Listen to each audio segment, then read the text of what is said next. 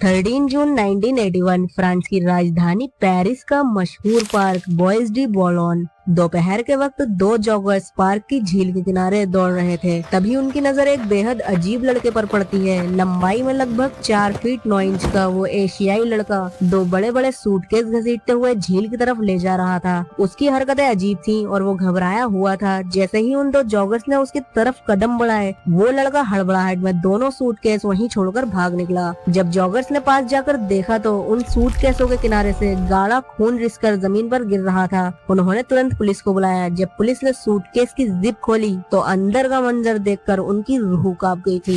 Bag के अंदर एक 25 साल की खूबसूरत लड़की की कटी फटी लाश मौजूद थी। लेकिन ये कोई आम मर्डर नहीं था, ये शुरुआत थी डिजिटल दुनिया के उस सबसे घिनौने सच की, जिसने इंसानियत, मनोविज्ञान और कानून की सीमाओं को हमेशा के लिए तोड़ कर रख दिया था। आज हम बात करेंगे पेरिस के नरभक्षी यानी ईसे सागावा की।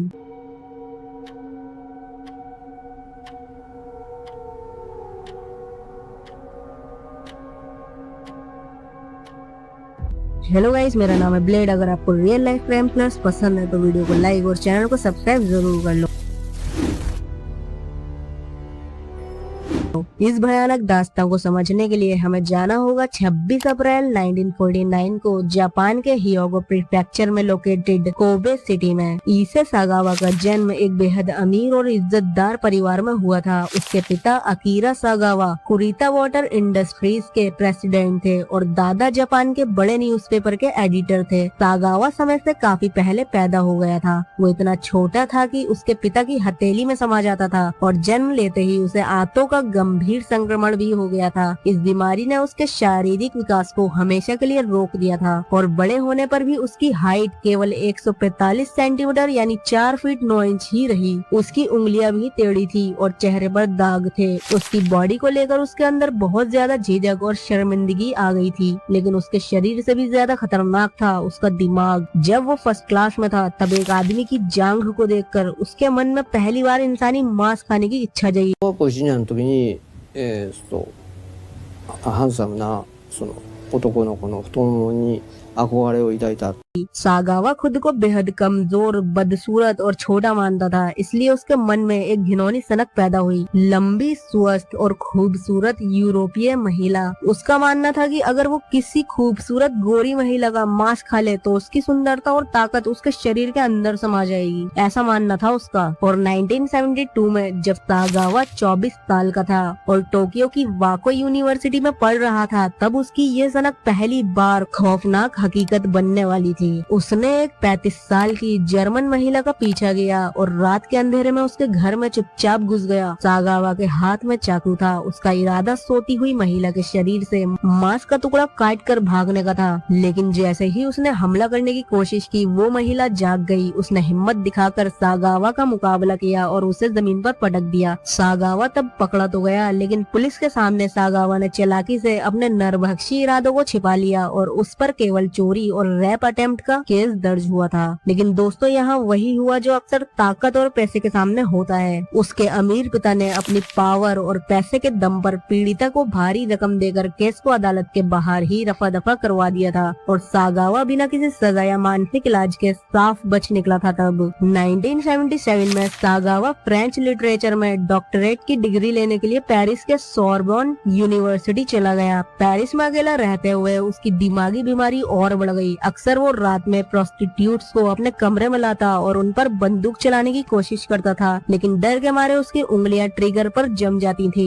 फिलहाल सोरबोन में उसकी मुलाकात 25 साल की डच स्टूडेंट रेने से हुई। रेने 5 फीट 10 इंच लंबी, बेहद खूबसूरत, हंसमुख और समझदार लड़की थी। वो सागावा को जर्मन भाषा सिखा रही थी और उसे अपना एक अच्छा, समझदार और पढ़ा लिखा दोस्त मानती थी। रेने ने अपने घर चिट्ठी में लिखा भी था कि सागावा बहुत सीधा और समझदार लड़का है, लेकिन उसे क्या पता था कि सागावा की नजरों में वो कोई दोस्त नहीं बल्कि एक शिकार थी। सागावा ने रेने के उस सुडोल और लंबे शरीर को अपना निशाना बना लिया था और 9 जून 1981 को भी सागावा ने रेने को गोली मारने की कोशिश की थी, लेकिन बंदूक से मिसफायर हो गया था और रेने को इसका पता तक नहीं चला था तब। लेकिन 11 जून 1981 की शाम सागावा ने रेने को अपने एरलैंगर वाले अपार्टमेंट में बुलाया, ये कहकर कि दोनों साथ में कविता पढ़ेंगे और उसकी ऑडियो रिकॉर्डिंग करेंगे। रेने मेज पर बैठी सागावा की तरफ पीठ करके कविता की लाइन सी पढ़ रही थी और सागावा चुपचाप पीछे हटता है। उसने दराज से अपनी कार्बाइन राइफल निकाली। उसने राइफल की नली रेने की गर्दन के ठीक पीछे रखी और ट्रिगर दबा दिया। गोली लगते ही रेने की मौके पर मौत हो गई थी। कत्ल के बाद सागावा कुछ पलों के लिए डर से बेहोश हो गया, लेकिन जब उसे होश आया तो उसके अंदर का दरिंदा पूरी तरह बेकाबू हो चुका था। उसने रेने के बेजान शरीर के साथ दुष्कर्म किया और सागावा के दांत इंसानी त्वचा को नहीं काट पा रहे थे, इसलिए वो पास की दुकान पर गया और मांस काटने वाला एक बड़ा चाकू खरीद कर लाया। अगले 3 दिनों तक उस बंद कमरे में जो हुआ उसने फोरेंसिक साइंस की फाइलों को भी खौफ से भर दिया था। सागावा ने रेने के जिस्म से करीब 6 किलो मांस काटा था। उसने शरीर के अंगों के टुकड़े किए, कुछ हिस्से कच्चे खाए और कुछ हिस्सों को फ्राई पैन में मक्खन और मसालों के साथ पकाकर खाया और उसने कटे हुए अंगों को प्लास्टिक की थैलियों में पैक करके फ्रिज में रखा और उन थैलियों पर अंगों के नाम के लेबल चिपका दिए, जैसे ब्रेन, किडनी, लीवर।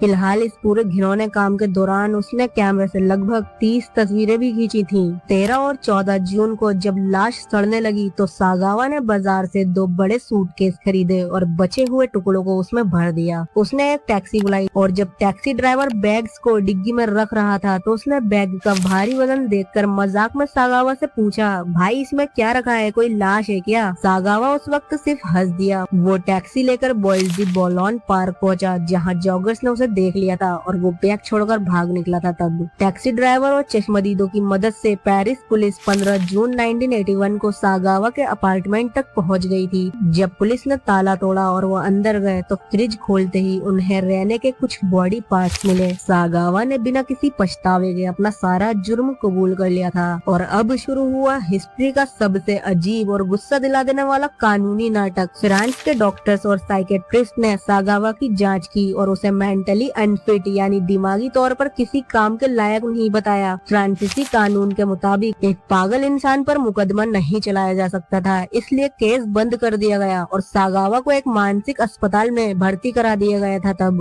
1984 में फ्रांसीसी सरकार सागावा के अस्पताल का भारी खर्च उठाते उठाते थक गई थी और उन्होंने उसे वापस जापान डिपोर्ट कर दिया था। जब सागावा जापान के मात्सुजावा अस्पताल पहुंचा तो वहां के सीनियर जापानी डॉक्टरों ने उसकी दोबारा जांच की। जापानी डॉक्टरों के पैनल ने फ्रांस की रिपोर्ट को सिरे से खारिज कर दिया था। उन्होंने कहा कि सागावा बिल्कुल पागल नहीं है, बल्कि वो एक बेहद खतरनाक और सैडिस्टिक पर्सनैलिटी डिसऑर्डर से ग्रस्त है, यानी वो कानूनी रूप से पूरी तरह होश में था। जापानी कानून के हिसाब से अगर कोई बंदा मानसिक रूप से सही है तो उसे दिमागी अस्पताल में बंद नहीं रखा जा सकता। जापानी पुलिस उस पर कत्ल का केस चलाना चाहती थी, लेकिन फ्रांसीसी अधिकारियों ने केस की फाइलें, ऑटोप्सी रिपोर्ट और सबूत जापान को देने से साफ इनकार कर दिया था। और क्योंकि फ्रांस में केस कानूनी रूप से बंद हो चुका था, बिना सबूतों और फ्रांसीसी फाइलों के जापानी अदालत सागावा पर मुकदमा नहीं चला सकती थी। और नतीजा क्या हुआ? 1986 में एक खौफनाक नरभक्षी कत्ल करने के महज 5 साल बाद ईसे सागावा